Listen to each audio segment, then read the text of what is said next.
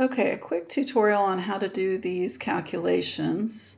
So you saw earlier that Bob Blackett's data was given. Let me go up here. And they tested his DNA using PCR. They ran it out on a gel, and then they figured out which alleles he had, and these numbers represent whatever catalog of alleles they have. So he has whatever they call allele 15 and allele 18, so he's heterozygous for this first locus. And then he apparently has two of the same alleles for the second locus, so he's homozygous there, and so on and so forth. And the way they get these frequency numbers at the bottom is what I'm going to show you. And we're just going to do really the first three, and you can see how it's done. And ultimately, you could do it for all 13, and then the 14th test is male or female. So that probability is 50%, I suppose. But in any case, you get these individual genotype frequencies first. Once you have those, then you multiply these numbers all to each other to get that final calculation of how many in the whole population would have this entire combination of alleles. So I'm going to show you how to do the individual calculation first.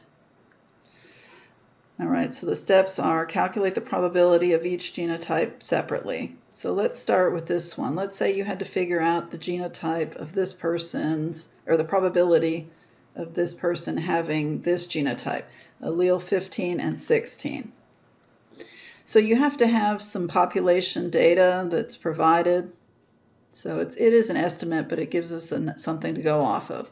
So the probability of having allele 15 for this locus is 0.2896. And the probability of having allele 16 is 0.2287.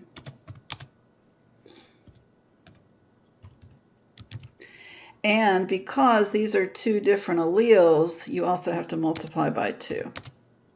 So earlier we said 2 times P times Q, where P and Q would represent two different alleles frequencies.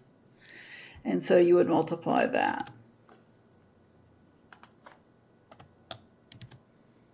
Oops. Okay. And I get out my calculator. You would get something along the lines of, let's see, 0.2896 times 0.2287 times 2 is 0. Let's go 4 decimal places just to 5. Okay. So that would be the probability that somebody would have this combination, this allele 15 and allele 16. Which you remember, if you're heterozygous on the electrophoresis gel, there would be 2 different bands of different sizes. So anyway, that would be the frequency. So 13% of the population has that particular genotype. Okay. But when we look at this one, VWA, now we have to use the different chart here. So 17 and 18, the probability of having 17 is 0.2774, and the probability of having 18 is 0.189. And since there's 2 different alleles, that's heterozygous, so we have to do the 2 times P times Q. And we get 0.2774 times 0.189 times 2. 0.1049. Let's round off there. Now on this last one, when they have the same allele twice, what they're saying is there was only one band on the gel and it corresponded to allele 22, whatever that was. And so when you have 2 of the same, you just square it. That's called P squared. I guess it could also be Q squared. if you know some Hardy-Weinberg. So in any case, you're just going to multiply. You're not multiply by 2 this time. You're just going to multiply 0.2287 times 0.2287. So on that one, you don't multiply by 2 since they're the same. So only when they're different do you multiply by 2. And that one comes out to be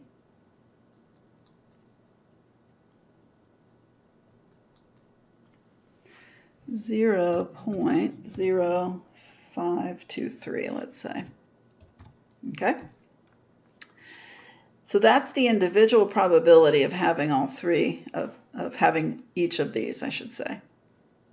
But then if they're asking you what's the combined probability of having this and this and this, then the combined probability, you would multiply those final numbers together, which is what they did with Bob Blackett's numbers to get that 1 out of 7.7 quadrillion. So 0.1325 times 0.1049 times 0.0523 is 0.1237269. That's a lot of places. And that's, you can see that's how much smaller that combined probability is. And we've only looked at 3 loci, so as you keep multiplying these small numbers to each other across the 13 CODIS loci, you end up with a really, really tiny number. Like in Bob Blackett's case, it was 1 out of 7.7 quadrillion. That means there's only one person out of 7.7 quadrillion people that would have all those results together. And that person is Bob Blackett. So when you multiply these numbers across all 13 test results, that's where you get these statistics that really prove that only one person could have all of those results. Unless they're an identical twin. Identical twins would have exactly the same results on all the tests. But if you're not an identical twin, then if they find your DNA at the crime scene and they come and get your DNA, you know, when they bring you down to the station and take your DNA there, then the DNA at the crime scene will match on all 13 tests your DNA that they take from the police station. So it doesn't prove you did the crime, it proves you were at the location. Then they bring in other evidence. So if your blood DNA, if they got blood samples from the crime scene and it matches your DNA, then you're going to have to explain why your blood was at the crime scene. But it puts you at the crime scene. It puts, it's a lot of evidence there. It is a match. So they combine that with other evidence.